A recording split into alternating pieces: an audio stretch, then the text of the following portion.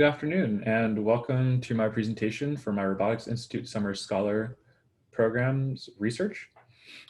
This summer, I worked on trajectory planning for a UAV wrench task while considering vehicle dynamics and the force output capabilities of that vehicle.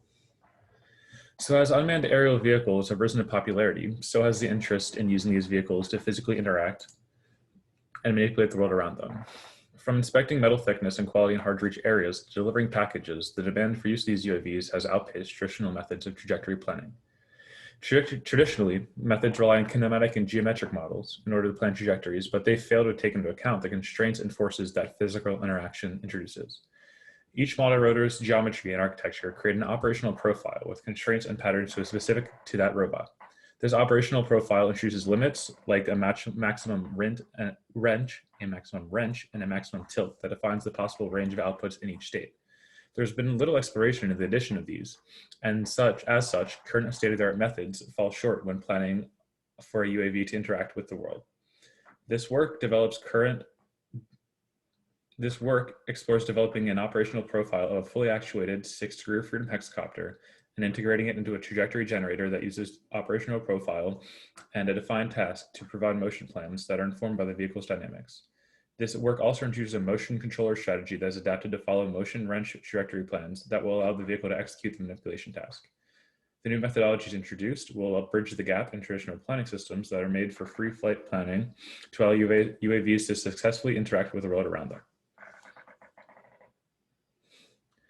So, for my the first part of my methodology, I wanted to address the vehicle that we used in these testing.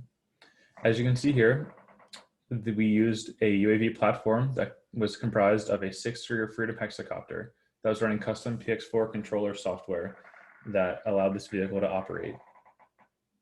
The advantage of this type of vehicle is that it can rotate around an axis without actually changing position. So this lends itself well to the wrenching task of rotating an object. This vehicle was modeled in a gazebo simulator. The rotors of this vehicle are all mounted at a plus or minus 20 degrees angle off the standard vertical thrust orientation. Next, in order to obtain an operational profile and gather the vehicle dynamics in order to integrate that into the new planner, it required an analysis of this vehicle to determine the maximum operational pitch and flight configurations for a required torque value. A simulator was first used to analyze the maximum angular acceleration at different roll angles around the roll axis at a fixed pitch angle, as can be seen in Figure 1. Once this was tested and determined to be accurate, it was generalized to create a formula that provides the maximum roll and pitch angle combination that can provide the required torque to rotate the target. In a previous work, the popular flight controller PX4 was extended to allow this fully actuated hexacopter to be used for this work. Once the vehicle dynamics were gathered, an RRT star connect algorithm was used.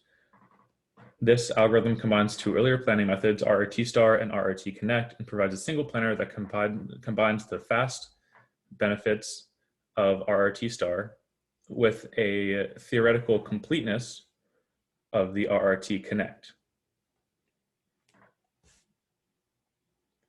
Once that was created and implemented, a hybrid state space was generated. So planning to turn a targeted object with a 6-degree of freedom UAV introduces novel challenges that don't exist in classic trajectory planning for obstacle avoidance tasks. Since the vehicle's maximum wrench force around the end effector varies, the planner must be aware of the system dynamics in the relation to the known force of the task it requires.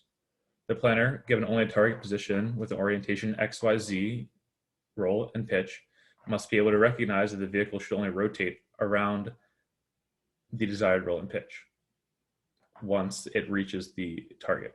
This introduces a temporal aspect to the planning that must be solved. This work overcomes this challenge by using an online planner in a hybrid state space that includes both considerations of the vehicle's dynamics along with temporal constraints to ensure that rotation is only planned once the vehicle is in contact. This space in total covers the SE3 space. Depending on the drone's configuration and planning, parts of the space are fully constrained to enforce correct planning with respect to time. While the vehicle is not in contact with a target, an R3 space was utilized to plan the world space, while the SO3 space for roll, pitch, and yaw was fully constrained. Valid stations configuration include all states that are not occupied by an obstacle. The sensor that was attached to the end effector of the vehicle informed the planner when contact is made and initiates a transition in the planner to plan the full SE3 space. The roll, pitch, and yaw components validity was determined by the use of the earlier vehicle dynamics algorithm that was developed.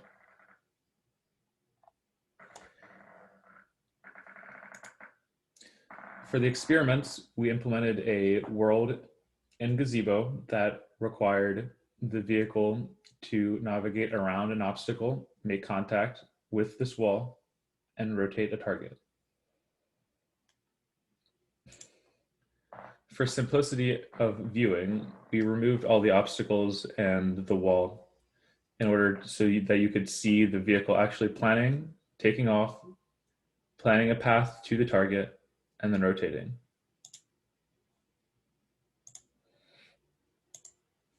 Here's this task. The vehicle is taking off.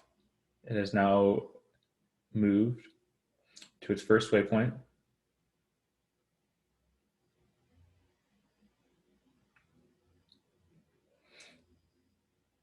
The vehicle then navigates to its second waypoint and then rotates. This rotation was planned with a known force that was needed to rotate the target. And then the vehicle's pitch and roll dynamics were utilized in order to plan a feasible pitch and roll command that would be able to rotate the object. Future work in this space involves real-world experiences to integrate developed software into an actual 6-degree freedom drone. These experiments will test the range of rotation tasks with varying force and torque requirements that will further evaluate the feasibility of this approach. I would like to thank the RISC program for all the opportunities for research and personal development that this summer has provided. I'd also like to thank Rachel Birchin and Dr. John Dolan for their support in their teaching. And I would also like to thank the Air Lab for the funding of this research and its members for the support during this project. Thank you very much and have a great day.